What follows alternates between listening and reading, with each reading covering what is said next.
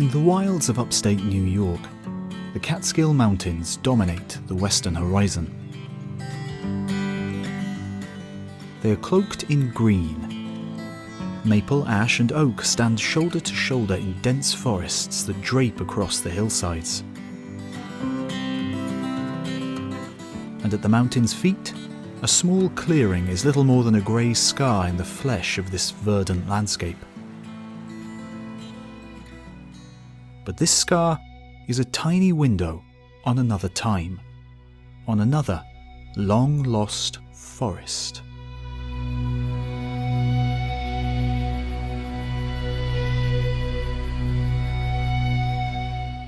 The clearing is a sandstone quarry, once the source of building stone for the nearby towns.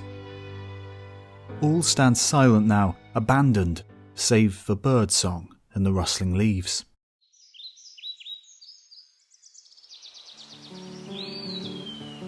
Today used for little more than off-road vehicle stunts. But in 2019, paleontologists made an extraordinary discovery. Etched into the flat quarry floor is an intricate radial structure. Branching out from a single central point, dendritic arms extend for many meters. At first glance, it seems as though lightning has struck the grey rock, scorching its forked pattern into stone itself. But this is no lightning strike.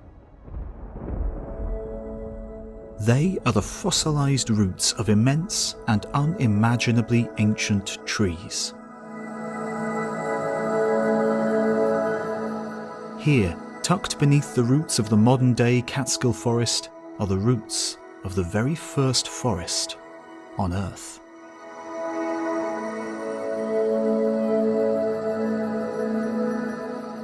The rocks that contain these remarkable fossils are an astonishing 385 million years old, dating to the late Devonian period.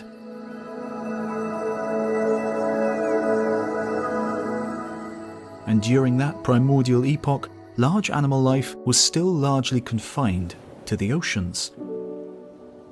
The land surfaces, however, are overrun with green plants and primitive insects that crawl, burrow, and flutter amongst the foliage.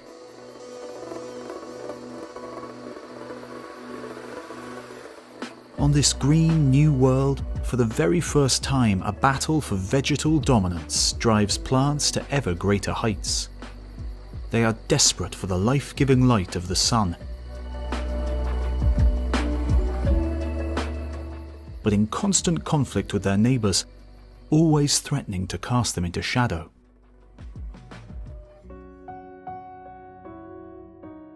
It was this eternal arms race that gave rise to the very first trees.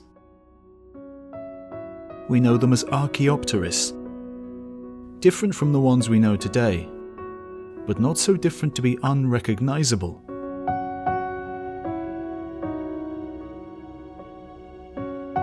With woody roots and branches, they evolved to stand proudly up to 10 meters tall, breaking free of the jumbled green battleground of horsetails and ferns beneath.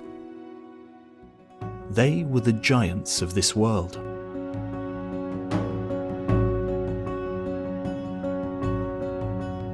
And so, the quarry floor at the foot of the Catskill Mountains preserves some of the earliest days of the age of trees.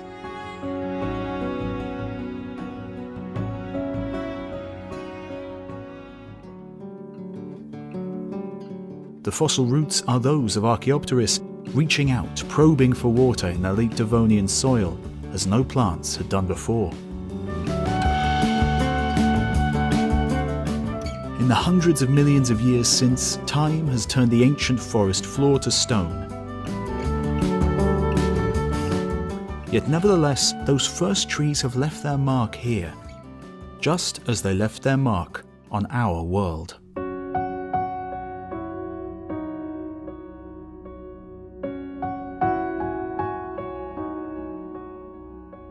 Once this evolutionary arms race for light had led to trees some 385 million years ago, they proved to be an especially successful adaptation, soon spreading to every corner of the world. And in fact, it was a perfect time in Earth's history for colonization and expansion. The perennial forces of continental drift having brought the disparate landmasses together to forge a single supercontinent.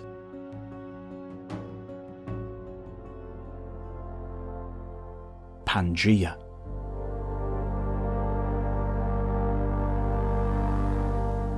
Where they collided, continental puzzle pieces crumpled at the edges, lifting great mountain chains into existence. The Catskills themselves, an extension of the Appalachians, already loomed over the landscapes as the earliest forests spread from pole to pole. It was a warm, wet time, with high sea levels drowning shorelines, creating shallow seas and vast tracts of swampy land.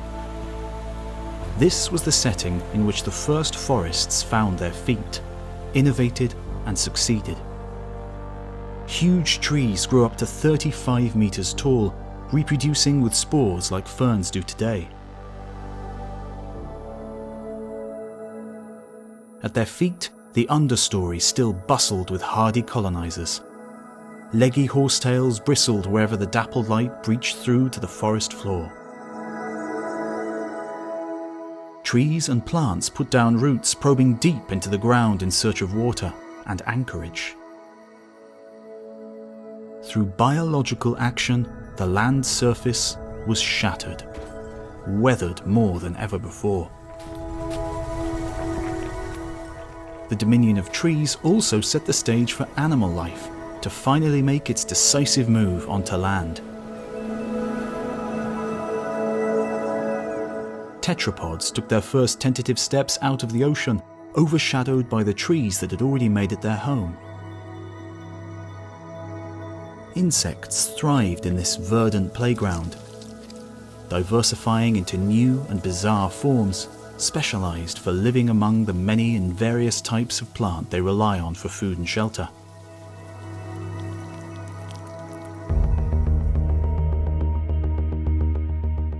In an increasingly vertical ecosystem, flight becomes a new necessity, and the insects spread their wings.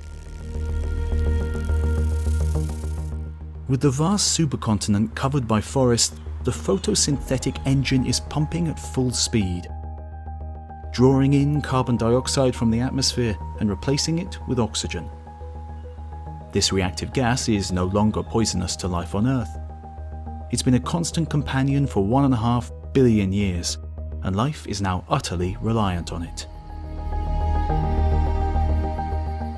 And as the global forests thrived, oxygen levels soared to levels 50% higher than today. With excess oxygen in the air, oxygen breathers thrived too. Giant insects, dragonflies and centipedes, far larger than today, now fluttered and crawled through the endless forest swamps. For 60 million years, trees ruled the earth. Their dominion is immortalized in the name of an entire geological period, the Carboniferous.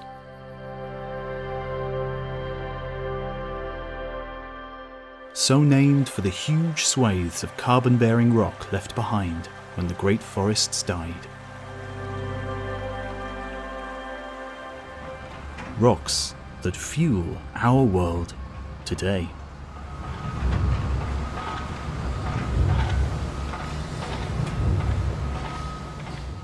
And all of this was made possible by photosynthesis. Using light as energy, an unexpected chemical innovation deep in life's microbial past.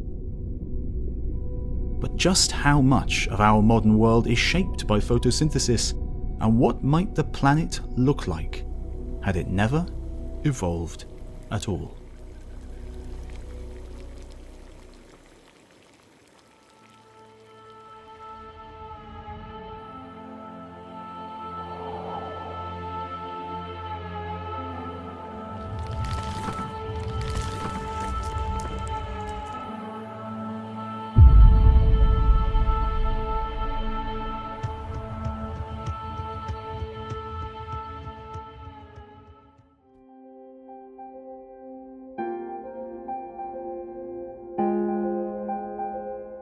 some 100 or more light-years away from Earth, a rocky planet orbits a yellow star.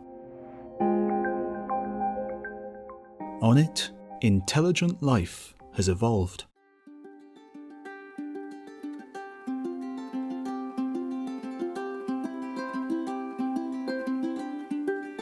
Great civilizations have risen, collapsed and risen again, spawning immense advances in culture, arts, society, and increasingly, technology.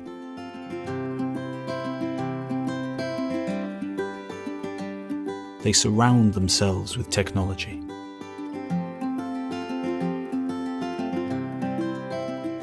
And as they strive to understand themselves naturally, they seek an understanding of their place in the universe.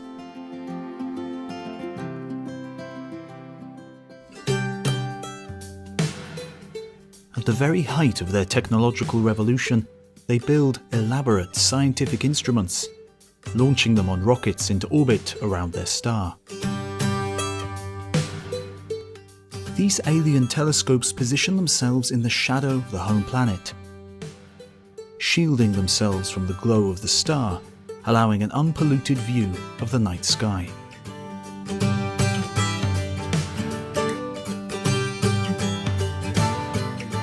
With unprecedented precision, the telescopes examine the light from each distant sun, looking for a characteristic dip in brightness which betrays another planet, another solar system, just like their own.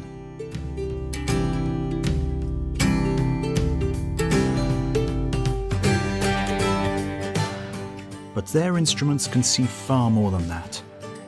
As a planet passes in front of its sun, some of the starlight will pass through the tiny sliver of atmosphere at the planet's edge. By analysing the spectrum of visible and infrared light from that sliver, these curious scientists can reconstruct the composition of distant atmospheres.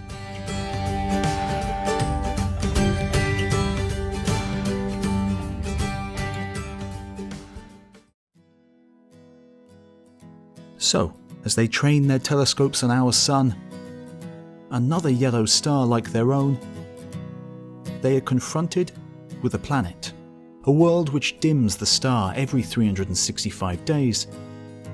In its sliver of atmosphere they see nitrogen, water vapour, a little carbon dioxide, and oxygen.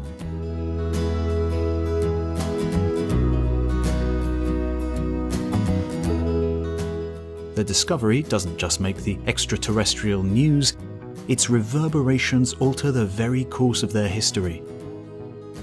For life has been discovered beyond their solar system. They are not alone.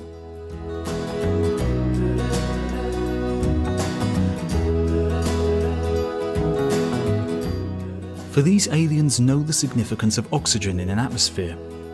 Such a reactive gas can't linger in any great quantity unless it's being constantly refreshed, and they know no other way of generating oxygen than life itself.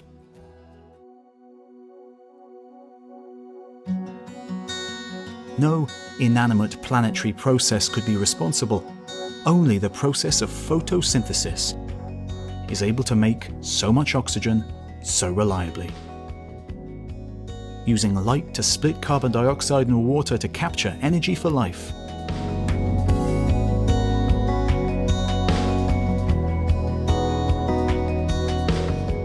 Even from trillions of kilometers away, this planet, our planet, screams photosynthesis and life.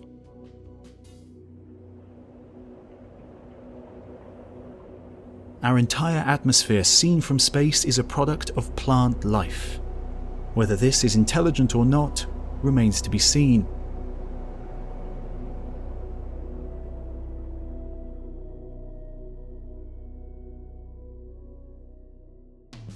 If an interstellar expedition were to be launched from this hypothetical alien world, no matter how long it would take, scientists on board or reading the data from home would be able to confirm their theories as soon as they were close enough to take a picture of the planet. Just a few pixels would reveal that, in addition to the blue and white of a watery world, the Earth is trimmed with green.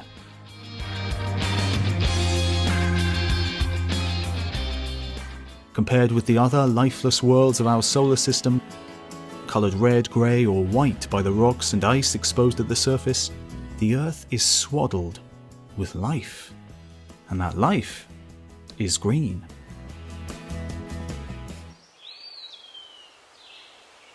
And on Earth, that green has been a fundamental part of our history.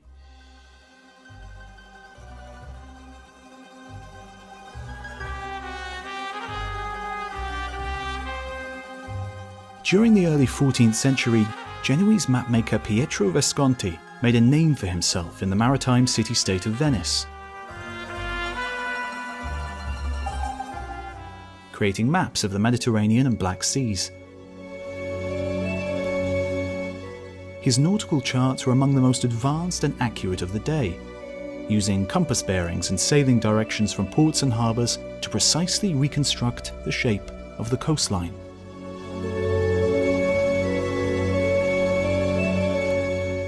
So, in 1321, when approached by a Venetian statesman to produce maps for a new manuscript, he knew that something special was called for.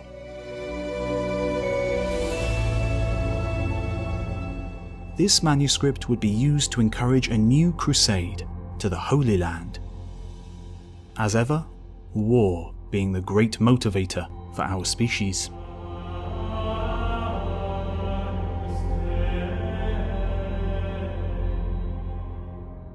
Not only did these maps need to be accurate, but they needed to be beautiful and compelling too.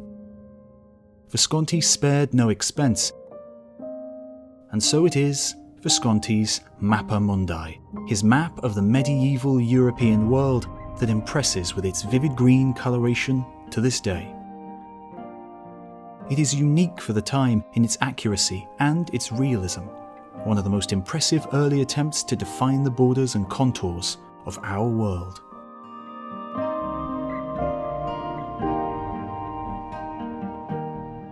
Subsequent mapmakers have copied the shape of the world onto paper, poring carefully over the shape of kingdoms and continents, but unwaveringly the colours remain the same.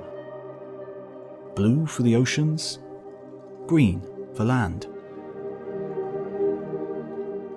Green is the colour of photosynthesis, and it's become the colour of the land too. It's the colour we, as humans, instinctively link to nature, to healthy, growing landscapes. It's the green pigment in plants that powers photosynthesis, and it's photosynthesis that powers all life on Earth. But photosynthesis powers even more than life. It powers industry too. Since its emergence in single-celled bacteria more than 2 billion years ago, photosynthesis has transformed not only the surface of the planet, but also the rocks that form underground. The oxygen pumped into the atmosphere rusted the Proterozoic land surface, turning sediments red and producing brand new, oxidized minerals never before seen on the planet.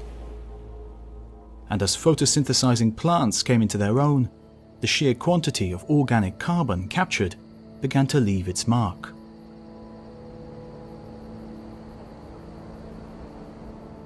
Ordinarily, plants that die are recycled as part of the great circle of life. Animals, insects and microbes go to work, stripping energy-rich organic molecules from a vegetable carcass. But sometimes conditions conspire to spare a dead tree, plant or algal bloom from the scavengers. Perhaps they are swept away in a flood, or buried by a sudden volcanic ashfall, or drop through the ocean depths to anoxic waters where no life can survive. If plant life is buried, undecayed, then its carbon is committed to the rocks. Time, heat and pressure transform it, and tectonic movements may eventually bring it back to the surface. About 50 million years ago, the same tectonic forces that pushed up the Alps to the south also uplifted layers of carboniferous carbon-bearing rocks in the middle of England. Subsequent erosion exposed the thickest coal seam in Europe that turned the very ground black across an area of about 36,000 hectares. This became known as the Black Country, and in the late 18th century it was the very epicenter of the Industrial Revolution.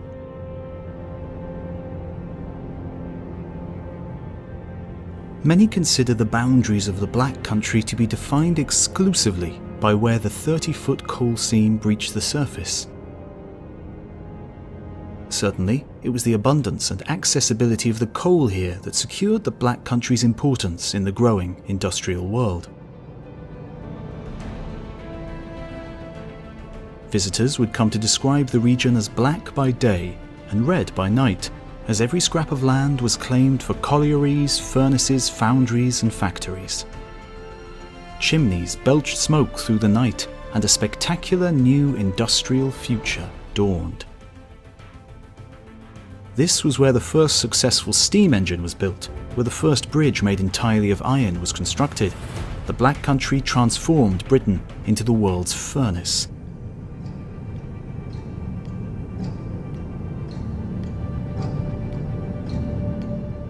The Industrial Revolution was the beginning of a new era for humankind. The industrialization of our world paved the way for mass production and the technological advancements at a terrifying pace. None of this would have been possible without subterranean coal and other fossil fuel deposits worldwide.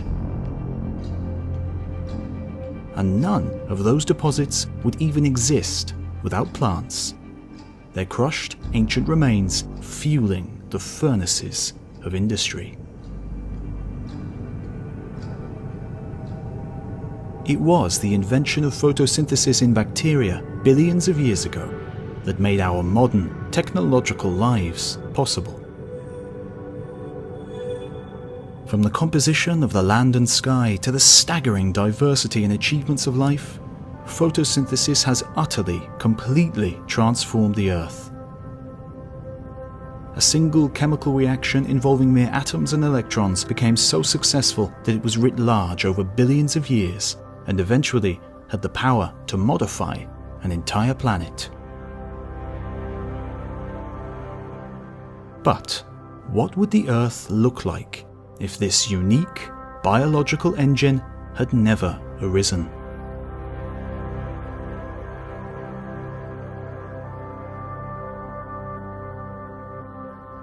Evolution is blind. New innovations arise by chance, and if they help an organism succeed, they will persist into future generations. Photosynthesis was just one such chance innovation, and a different roll of the evolutionary dice could have plotted a very different future for our planet, and the life that grew here.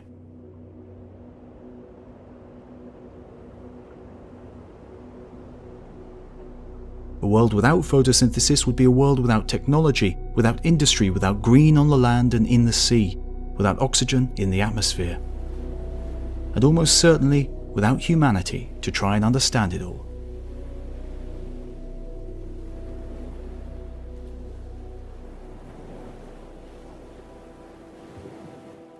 Without photosynthesis to precipitate the great oxygenation event more than 2 billion years ago, the Archean oceans and atmosphere would persist, just as they had already persisted for billions of years before.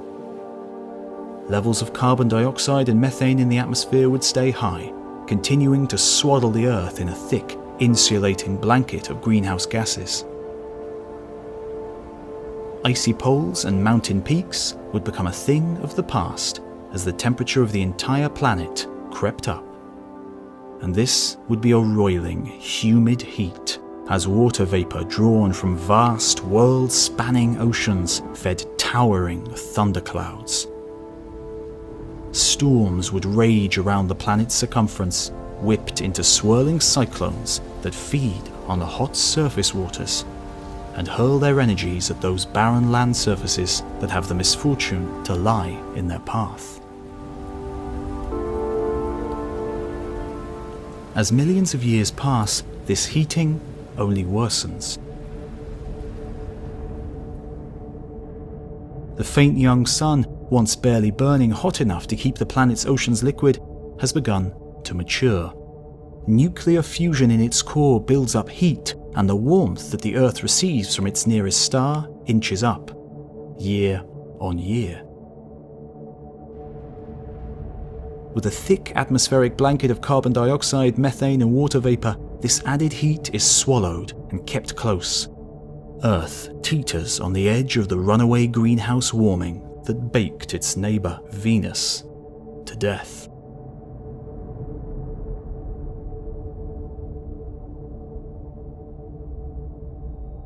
But our world lies some 40 million kilometers further from the Sun. It retains its oceans and the planet's hot core churns on, oblivious to the heating on the surface. Volcanoes erupt, tectonic plates shuffle, and life clings on. In the Archean oceans, life survived quite happily before the invention of photosynthesis. Instead of feasting on the sun's energy, these chemosynthetic bacteria turn their attentions to the ground and the mineral energy contained within.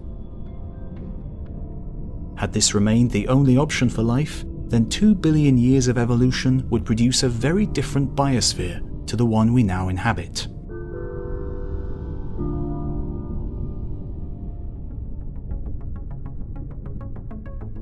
In 1986, when communist surveyors in the southeastern corner of Romania began investigating a potential building site for a new power plant, they made an extraordinary discovery. As they measured the strength of the gravity across the flat, featureless plains, their instruments spoke of a massive void several meters below the surface that, quite simply, shouldn't have been there. The ground was unbroken, hiding any indication of a cave beneath.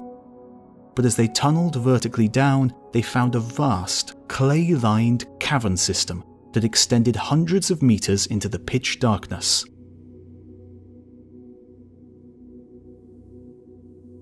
These caves had been shut off from the outside world for more than 5 million years, without a glimmer of light to penetrate the gloom. And yet, in the total subterranean darkness, life thrived. Small, blind insects and other invertebrates crawled, slithered and swam through the black pools, busying themselves with the basic motions of existence: survival, reproduction, and finding food. The nutrition at the base of all food chains in this isolated cave was not created with the energy of the sun, but rather the energy of the earth itself.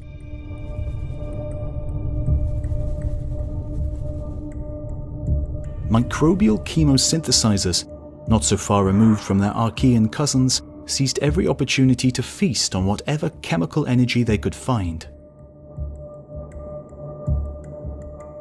Sulfur compounds, methane, and ammonium became potent inorganic energy sources for these resourceful bacteria.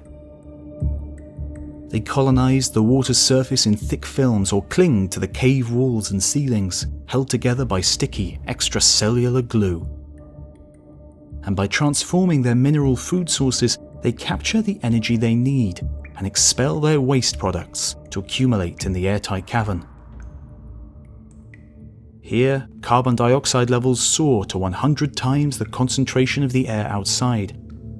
The air smells of rotten eggs and burned rubber, and the water sizzles with sulfuric acid. But to the chemosynthesizers and the animals that eat them, this is the only home they've ever known. This pitch-black, poisonous cave in Romania is a tiny window into a world without photosynthesis. In an alternate present where bacteria never learned to eat the sun, they instead become breathtakingly proficient at eating the earth.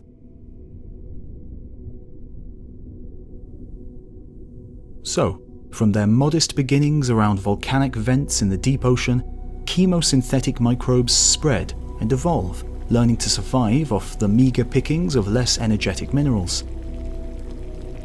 With the help of their extracellular glue and their waste products, microbial forms begin to shape the world, both beneath the ocean surface and on land. Waste sulfuric acid eats away at the ground, carving out huge gorges and plunging cave systems in all but the most resistant of rocks. Chemosynthesizers relish in the new rock surfaces exposed by the chemical corrosion and follow the water and mineral food into the depths of the crust.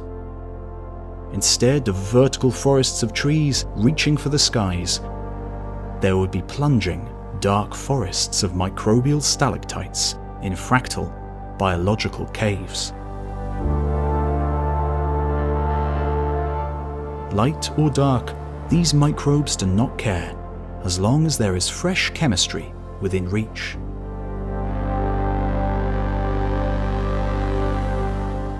And yet, the chemical energy in the Earth is limited. Minerals run out and waste products accumulate, until these chemical factories are starved and smothered into submission. Food chains and ecosystems of more complex life could evolve to rely on the chemosynthesizers. But since the energy is limited, the abundance and complexity of these higher forms is also curtailed. They are smaller, slower, and less abundant than the animals we share our photosynthetic ecosystem with. And there are no mighty apex predators or sentient sapient equivalents. Only grazers, crawling among the weeds of a slimy, colourless, chemosynthetic world.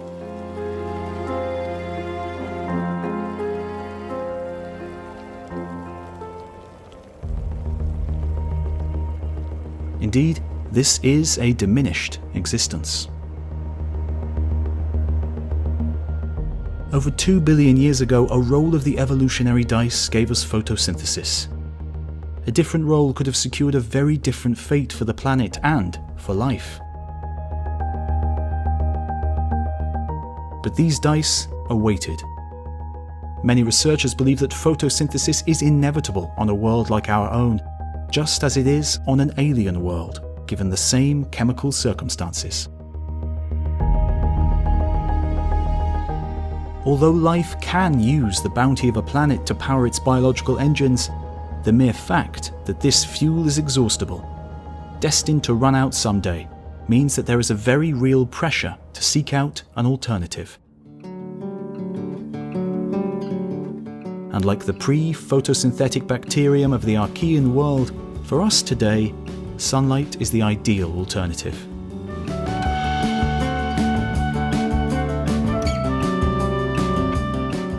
Readily and endlessly available on the surface of every terrestrial planet. On our world and on others like it, finding a way to use that light might be the only way for life to survive in the long run at all.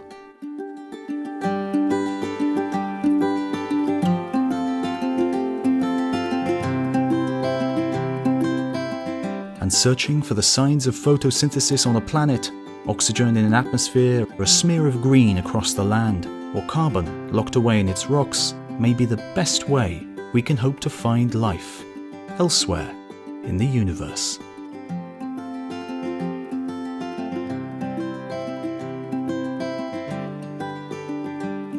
You've been watching the entire history of the Earth. Don't forget to like and subscribe, and let us know what you think in the comments.